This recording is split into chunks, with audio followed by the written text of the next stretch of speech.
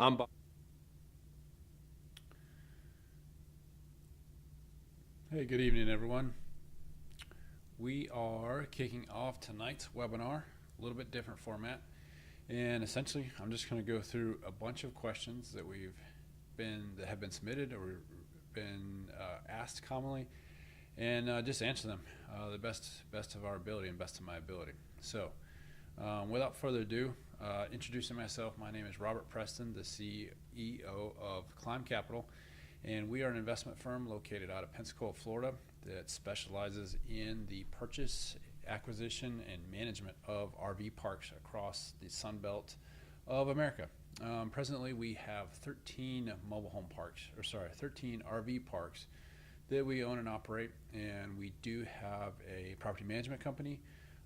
It's internal to us, called Altitude Property Management, that we manage all of our properties.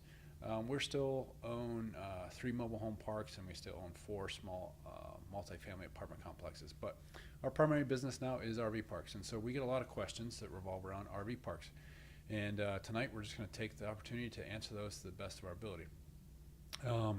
And so most of these questions come from the perspective of an investor, and our top question is pretty simple. What is the minimum investment to invest into our Campfire investment fund? And the answer is simple. The minimum investment is $50,000. We do have 2 investment classes to pick from, and so our B1 investment class has an 11% preferred return, and that is at the top of the capital stack. And so those investors receive the first 11% of the fund, and then after that the returns move down to the B2 investment class, and they receive the next 7% of the fund. So the B2 investment class is a 7% preferred return, then with a 60% split on top of that. So those investors, those investors receive 60% of the profits, and then of course Climb Capital takes the 40% on top of that. Second question we always get in regards to investment into our fund is, what are your fees? So we believe at Climb Capital to try to keep our fee structure low. However, we do have to operate. So we have a 2% acquisition fee, and that's based off the gross purchase price of the assets. So we take 2% of that, and then ongoing we take 2% of the gross revenue. So and that's on a monthly basis. So those are only 2 fees. We have no refinance fee, disposition fee, contractor fees, etc. So those are our only 2 fees, and that's for our fund. So kind of continuing the line, our next question is, why a fund? Why are you guys doing a fund? Or what's the advantages and disadvantages? So in the past, we did a lot of single asset syndications, where we'd be the sponsor and set it up for a single property that we purchased. And that worked well for a while, but then we found as we began to liquidate and we go full cycle on a lot of those deals, we did well. We had a good amount of returns, and we really just didn't have a place. Sometimes there were a few months where the investors wanted to put capital back into the next deal, and we really just didn't have a place for that. Coupled with the increase of our deal flow and size of our company, we needed to have a mechanism to have capital set aside, ready to go to deploy on properties quickly, and we wanted a place for investors to store their capital in the meantime in between deals. So with a fund, that gives us the ability to aggregate more properties quickly. It allows us to hold capital and deploy it quickly, and it also allows the investor and us to be more diversified across multiple assets. And so one of the advantages, I think, of the fund, or the question comes of how are you diversified in the fund? So geographically, our fund owns properties from Arizona to South Carolina, and then from north to south, our most northern property is in Tennessee down to Florida. And so geographically, we're spread across most of the U.S., but staying south of the freezing line and essentially east of California. That obviously allows us to mitigate most natural disasters, where it's very uncommon or be very rare that there's any type of weather pattern that affects all of our parks at the same time. And of course, it also affects our economic income.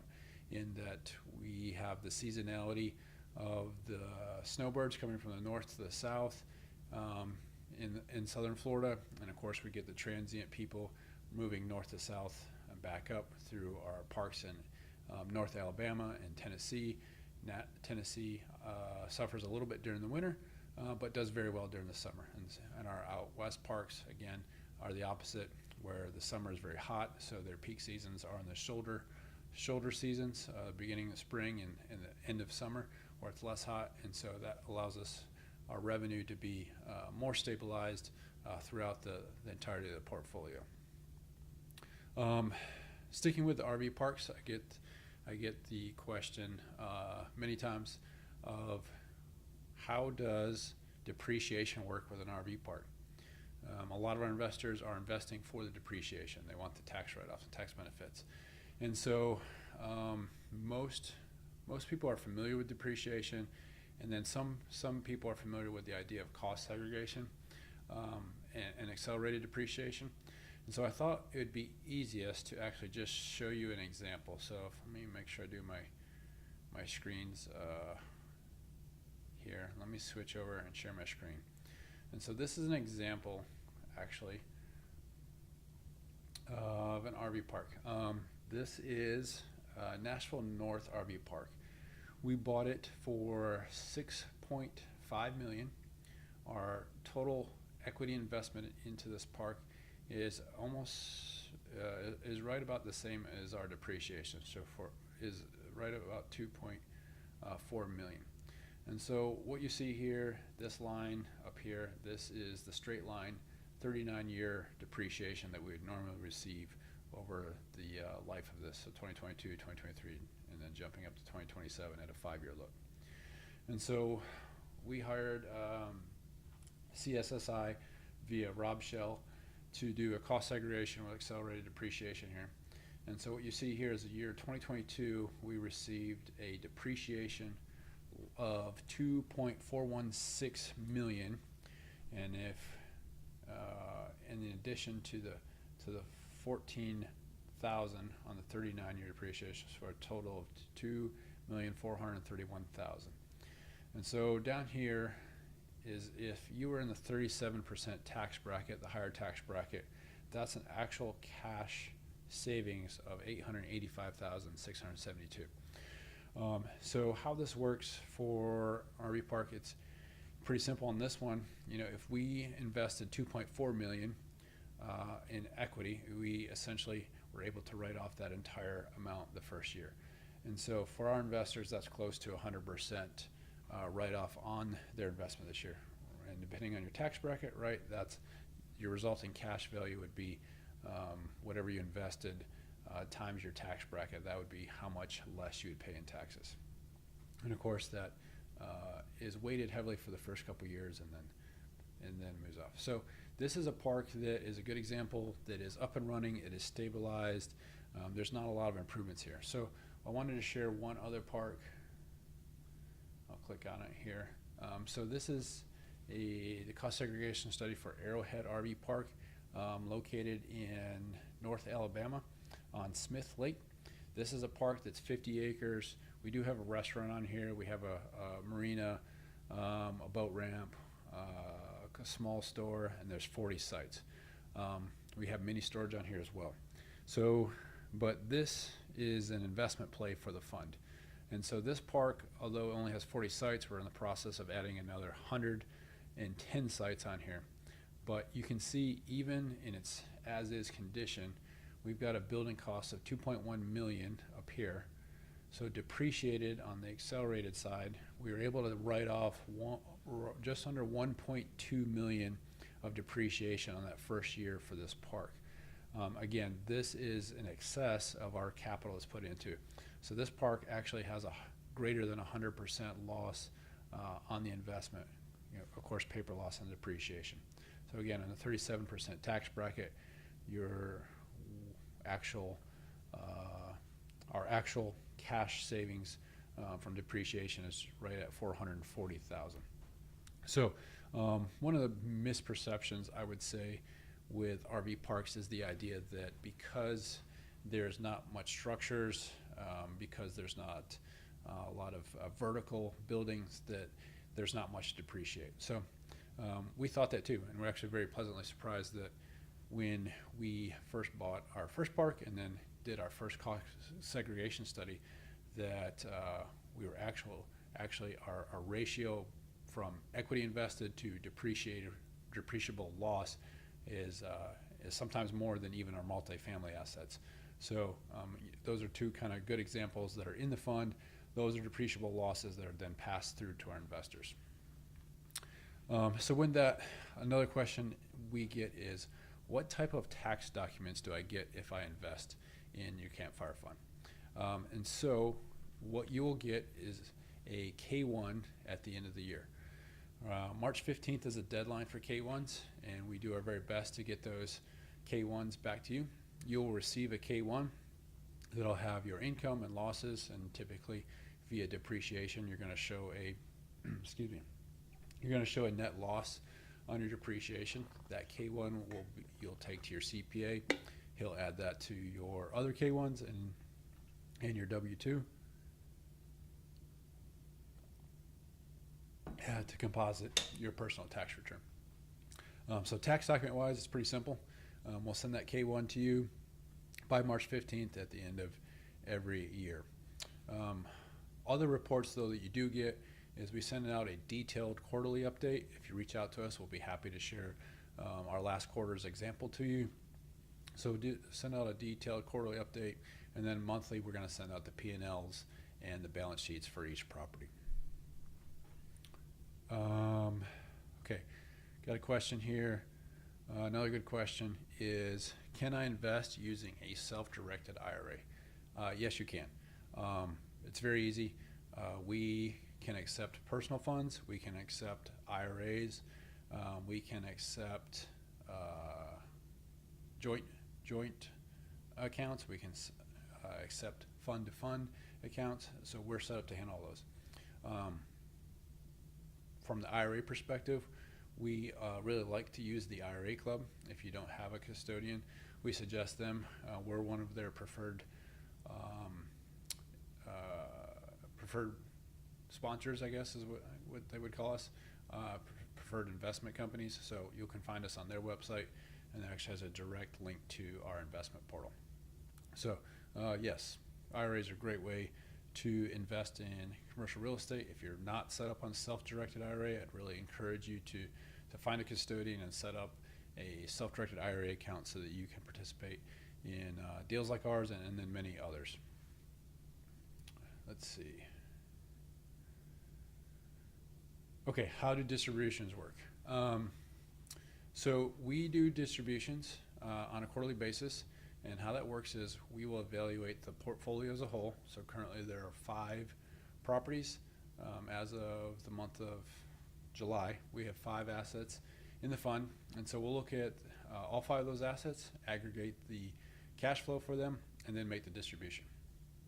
Per the investment class, the B1 and the A1 class, receive their preferred return, and once that's met, then we start paying out the preferred return for the A2 and B2 class.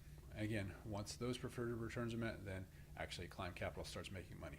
So we don't actually get a distribution of any kind until both of those preferred returns are met. The preferred returns are cumulative, meaning if we do not meet a quarter's preferred return or a year's preferred return, that will accumulate, and then it gets rolled over to the next year. And when we make distributions, that must be caught up first, and then again before that 60-40 split makes it. So next question is typically timeline. When do I expect to start paying out those distributions? We are targeting and on track to make distributions for the A1 and B1 class later this year, 2023, and then begin the distribution of the B2 and A2 classes mid next year, 2024. We are continuing to add properties to the portfolio, and that will change and increase that timeline as we added properties, but that's the timeline that we're on right now. Okay, got a good question on underwriting. Question is, what are the exit caps assumed in our model, and are the compressed cap rates different than the conversion of the multifamily sale cap rates? So typically on most of our deals, we're underwriting an exit cap rate of typically 8 to 9%, 8 to 9 cap on our exit valuations. We are trying to buy them about the same. So multifamily right now, you're going to see a lot of entry cap rates still in the 5 to 6, and then you're seeing people underwrite again maybe 6 to 6.5 exit cap rates. So we're typically about 2 to 2.5 points higher than multifamily cap rates. The difference being, I think that we will not see a reversion rate that's much higher than our entry rate on the cap rates, simply because the maturity or the maturation of the RV park industry as a whole. So over the next 5-10 years, you'll see a lot more REITs and funds and institutional type investors coming into this space, and that will start driving the cap rates down, despite the fact that interest rates are going up. But for us to be conservative, we're still typically underwriting an exit cap rate of typically 8 to 9, and we're really looking to buy properties in the 9 to 10. Okay, let me see.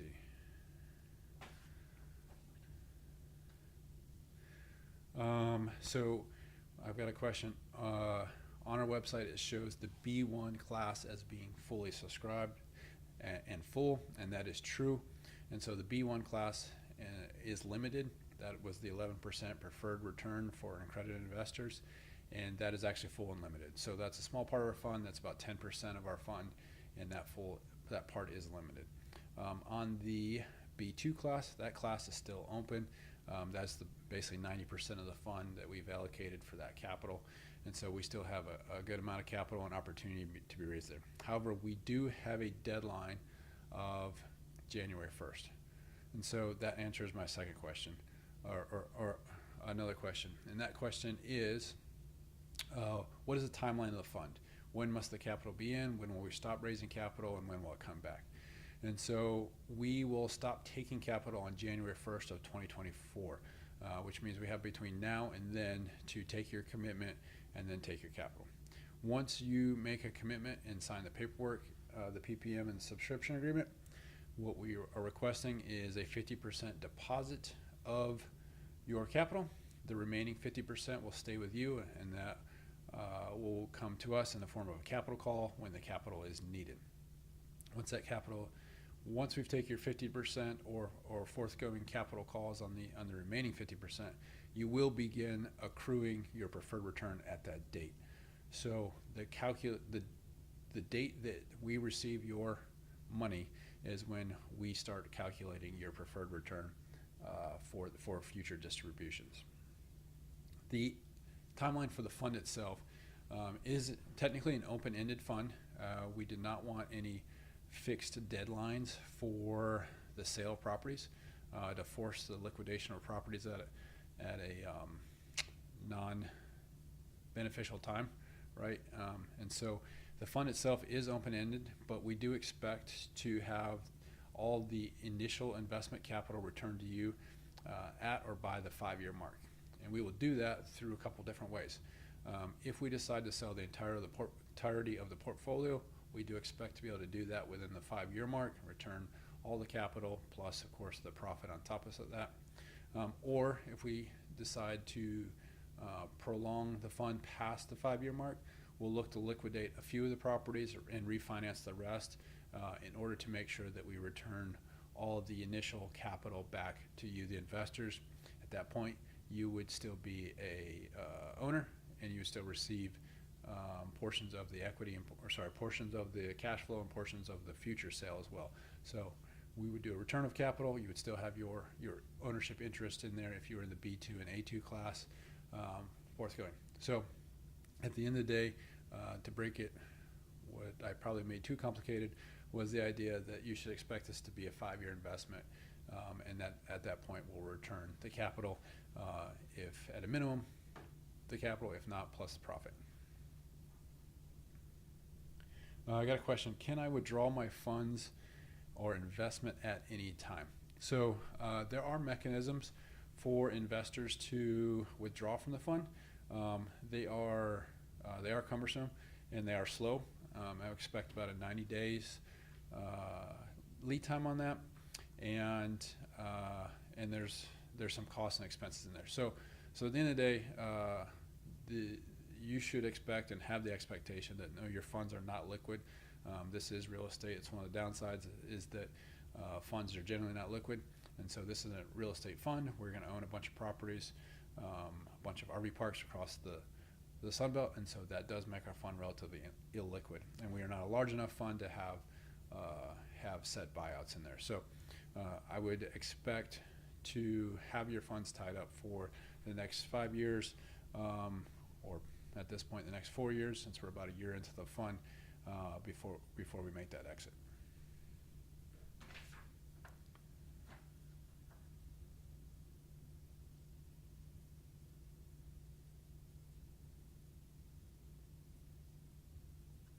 Okay, I got a question on documents.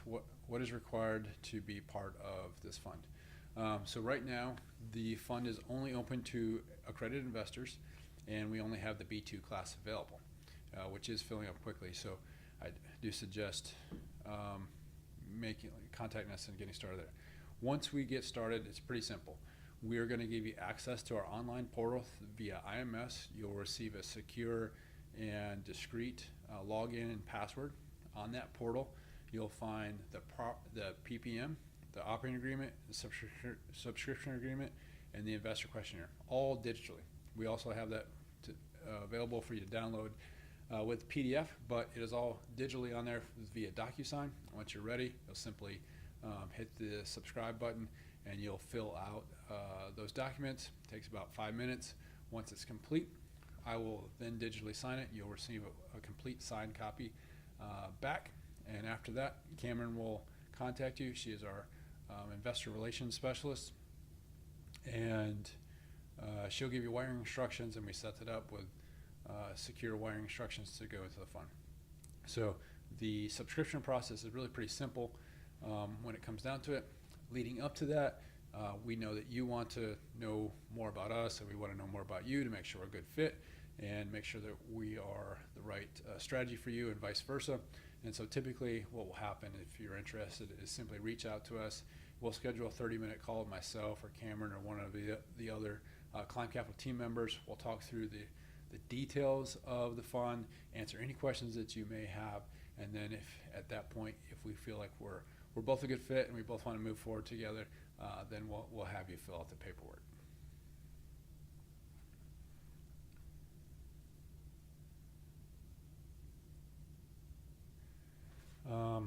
Get a lot of questions oftentimes on park management.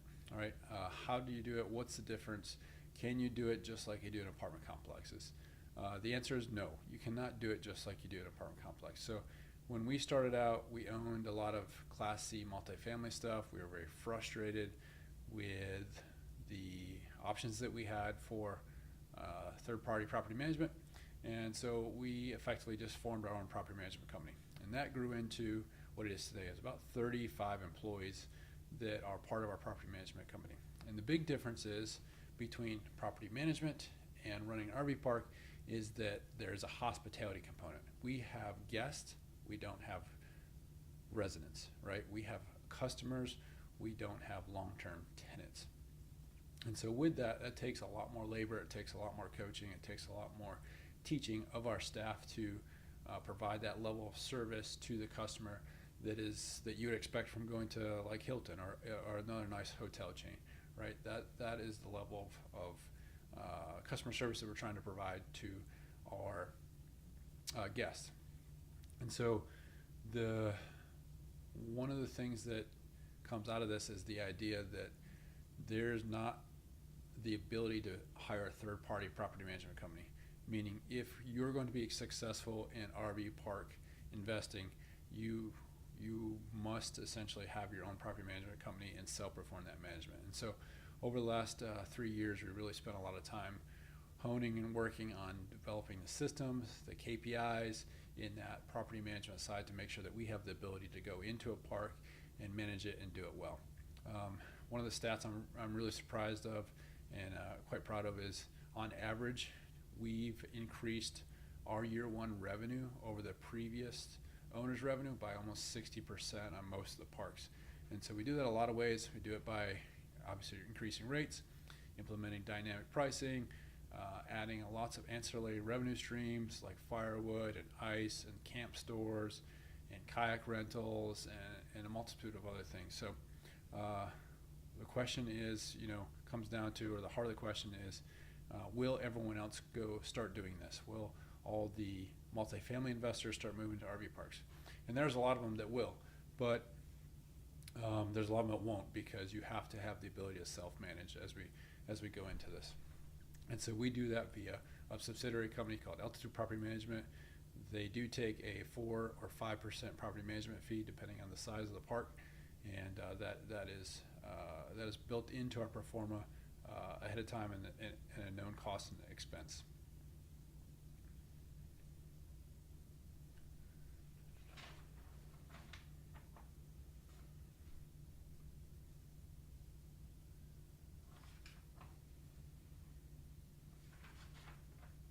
Okay, let's see, do we have any other questions?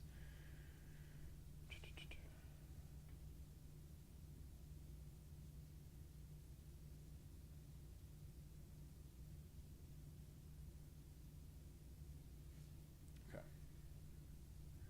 All right, well, with that, I think I will cut it out here a second. Cameron, do you have any other questions we'll put on here? We'll cut this up into little segments for you guys, repost it likely instead of this long, drawn-out thing. But we'd really like, the big takeaway here is that if you have a question, just simply ask us. We're doing our best to be as transparent as possible. Happy to share wins, happy to share losses. It actually is a question that comes up quite a bit. Now that I think about it, I might as well address it. And when I sit down with investors and we're getting to know each other for the first time, the question inevitably comes, what is your worst deal and why, and what did you learn for it? What did you learn from it? And so might as well share it, right? So our worst deal is an apartment complex in Mobile, actually two of them that we bought in the summer of 2020, mid-COVID.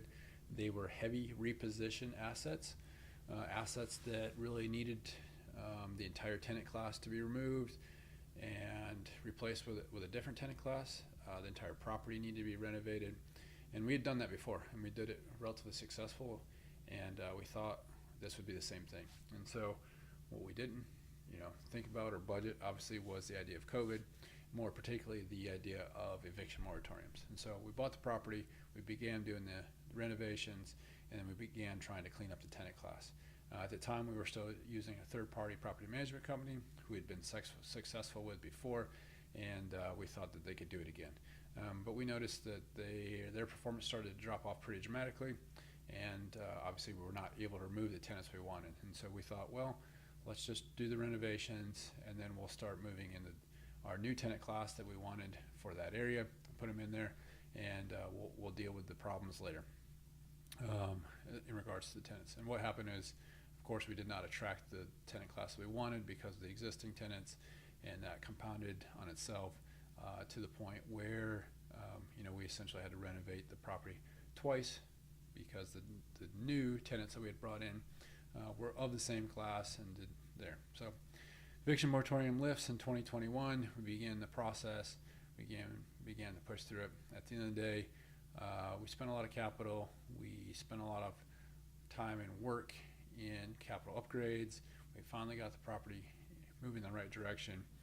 We were able to sell the portfolio of the two apartment complexes, and we broke even. So our investors on that one made no return. They made a minuscule, I think, 1% return on their money. It's not something we're happy about, not something we're proud about, but we were able to go push through that property with no capital calls, no loss of investor capital, and of course no bank or foreclosure loss through that process. So that's by far our worst deal. That is the only deal that we have not met a double-digit return on for our investors through all 13 of our full cycle properties. Typically our IRR is in the high teens, low 20s, but that one just simply wasn't. So what did we learn from that? A lot of things.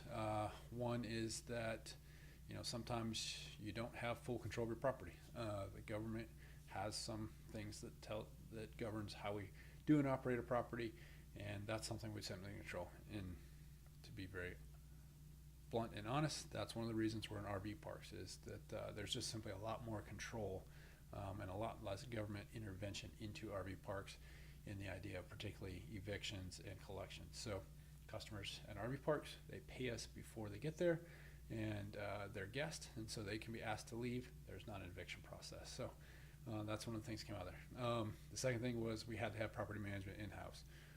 The previous property management company really had us over the barrel and caused a lot of problems, and so that was the formation of our property management company, and we've seen the fruits of that success since then. And then the third thing is capital, right? So we had budgeted the CapEx, we spent the CapEx in there, but we probably put too much on the inside versus the external perception upgrades and the external infrastructure of the roads and the exteriors of the buildings there. So we never had to do another capital. We never did a capital call, but we were able to push through. So that is our worst deal in a nutshell. A lot we've learned from it. Hopefully it doesn't kill our reputation, but we learned a lot from it, and we made a lot of great choices, I think, since then, and improved our processes since then. All right, so that's enough of me talking tonight and having questions. We'll cut this up in segments and use what we can out of there. So thank you. Have a good evening. I'm going to throw up our contact us slide here for a few minutes just to let that. So if you guys scan this, of course you have my that's my email, our office phone, and if you scan this, it'll take you to our scheduling page where we'll set up a one-on-one meeting, talk through our fund, and talk through how we can work together to create a lot of money.